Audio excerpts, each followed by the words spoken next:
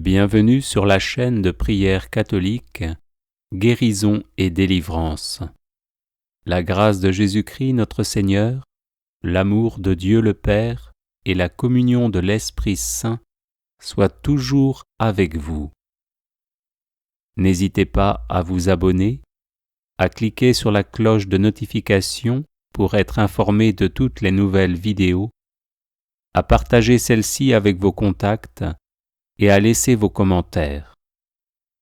Vous pouvez également confier vos intentions de messe via le site internet guérisonetdélivrance.com ou simplement soutenir la chaîne par vos prières et vos dons.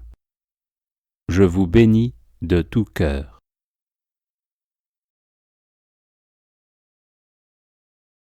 Enseignement sur la prière de demande. Dieu qui est immuable, peut-il se laisser fléchir par notre prière? Autrement dit, la liberté humaine peut-elle prétendre changer la volonté divine par la prière?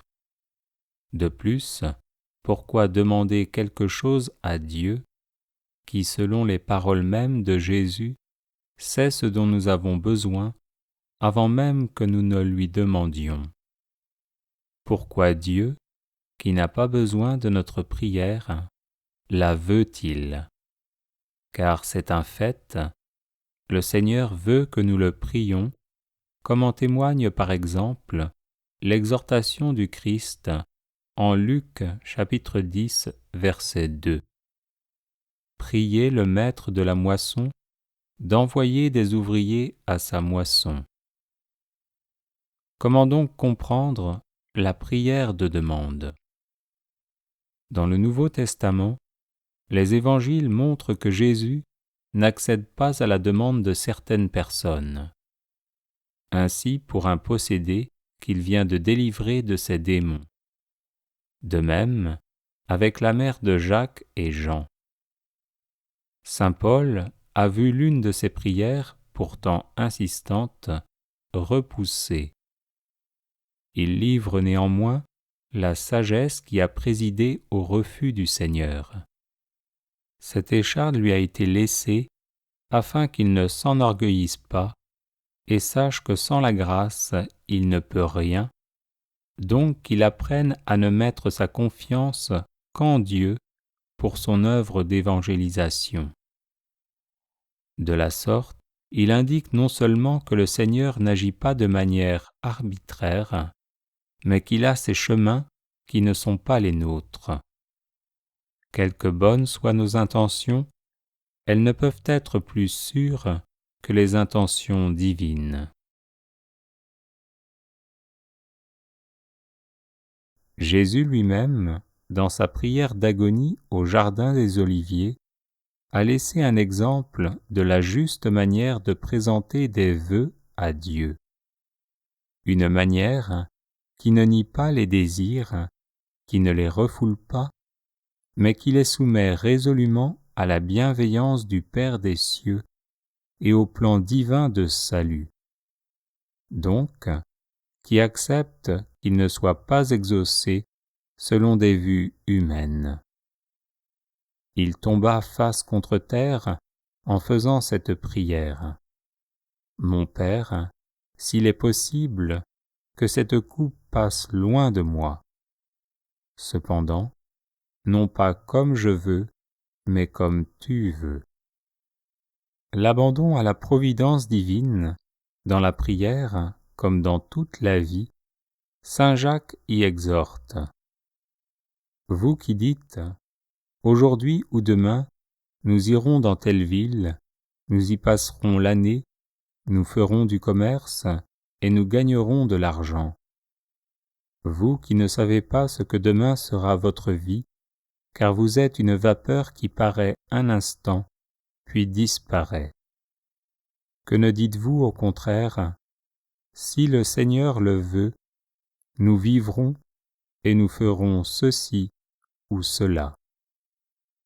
L'exaucement, comme le non-exaucement, sont une manifestation de l'amour de Dieu pour nous. lorsque nous supplions Dieu avec foi pour obtenir des choses nécessaires à cette vie, c'est la miséricorde qui nous exauce, et la miséricorde encore qui se refuse à nous exaucer, car le médecin sait mieux que le malade ce qui est utile à sa faiblesse.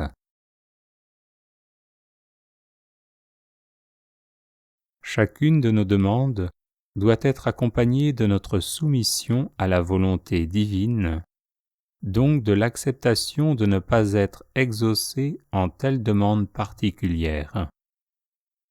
Sans la recherche première de l'union à Dieu dans la prière, la demande risque de n'être qu'une formule magique, cherchant à faire main basse sur le Très-Haut. La prière chrétienne est coopération à la providence divine, à son dessein d'amour pour les hommes. Elle est le moyen principal donné à l'homme pour collaborer à l'œuvre de la grâce. Notre prière n'a pas pour but de changer le plan de Dieu, mais d'obtenir par nos prières ce qu'il a décidé de nous donner. Ce qui change par la prière, ce n'est pas Dieu, mais l'homme qui prie. Par la prière, l'homme qui prie est rendu capable de recevoir. Dieu ne veut pas une chose parce que nous l'avons demandée, mais il veut qu'elle soit par notre demande. Il attend notre demande parce que la dignité de ses enfants est dans leur liberté. La prière est un instrument pour collaborer à l'accomplissement de la volonté divine dans le monde. Dieu la veut comme un moyen de faire du bien dans le monde. La vraie prière est inspirée par Dieu. C'est pourquoi la spiritualité chrétienne est d'abord une spiritualité de l'écoute, de l'accueil de la parole divine et du consentement à cette parole pour collaborer à ce que Dieu attend de nous.